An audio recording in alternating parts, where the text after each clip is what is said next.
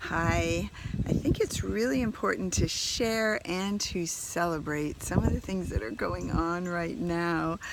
Um, there's just an amazing ability to keep shifting, to keep growing, to keep forgiving, to keep finding more freedom. It's incredible to me. And this week I've had a huge shift. So perfect to celebrate for Freedom Friday. And Freedom Friday is all about showing up as you are. And last week I had a situation that pushed me into a place where I felt defensive, or I felt a need to have the other person acknowledge their part. And I had already actually set some limits and said, if this thing happens again, I think we need to change the nature of the relationship. It was a work situation.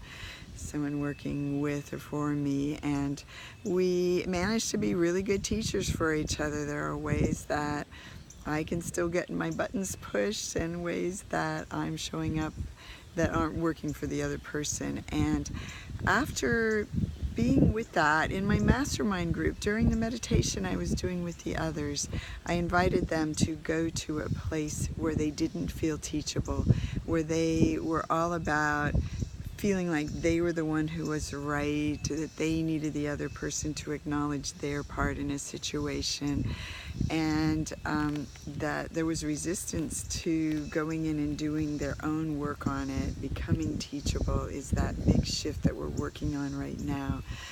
For those of you that have really been following what I'm teaching, last few weeks were about really coming into your body and seeing where you are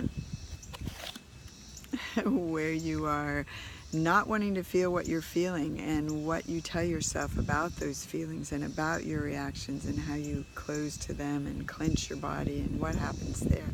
So once you've become, so really aware of the feelings and what's working and not working for you, then the next step is to shift into teachableness, which is all about realizing that you are powerless, and that you're willing to be shown, that you're willing to open yourself to something greater than your monkey mind and your ego and its wish to be right. We've just had some amazing discussions and sessions about this, about what is that shift. So in that process, I saw that my little notes to myself about what I wanted from this other person were to read my mind, to take care of everything all the time, to acknowledge her part in what went wrong. And I came to realize that it doesn't always happen. It's probably not going to happen. It wasn't happening. There was a lot of defending going on and not acknowledging. And I realized that was okay with me. I could accept things just the way they were. It's kind of like in marriage when we've said all we could say, and each person has to have their own spiritual process, their own coming to their part when they come to it. We can't enforce them to acknowledge. And most of all, what we can do is hear what they're telling us. And so that's what I did. I looked at those defenses coming from the other person and saw where, yes, I can improve in those areas that were creating a problem for the other person. And I realized when I said I wanted her to read my mind and take care of everything all the time, that was what I needed to shift into doing for myself, and in some ways doing more of that for her too. And I did that. I just shifted right into, okay, what do I want? I don't want to stay mad. I don't want to end this relationship. I don't want to set a lot of conditions on her. I want to get this work done.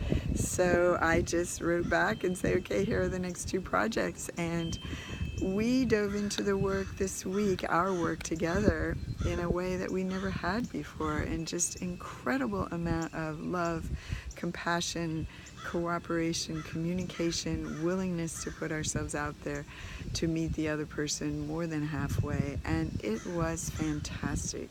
It was, for me, it was the ultimate in forgiveness, in backing up and saying, where can I be teachable? Where are the real gifts here for me? They're for me to let life come to me just as it is, and to say, what do I really want? Do I really want the things that these old stories are telling me, needing the other person to change? And in some cases, yeah, that's true. I'm not okay to go with the situation the way it is. It doesn't mean we need to be a doormat, not at all. In fact, we're working more on and talking in the blog about the real life shifts that go on and how to get there. But right now, ask yourself, in a situation you have that says, you know what, I don't want to look at myself anymore. I don't want to work on myself anymore. I want that situation or the other person to change. Well, really, you know, what is your resistance then? If you say, I don't want to look at this because, or I'm afraid to look at this because, and do that list. I don't want to look at this because what? I'm afraid to look at this to make it about me changing because what? Where is it hurting me when I believe the thought, I need them to change this time, not me? So look at that. It creates a huge shift with our children, in our marriage, in a work situation like I had, and you can end up really getting what you want by becoming teachable, by making that fantastic shift. All right. Love you guys. Happy Friday.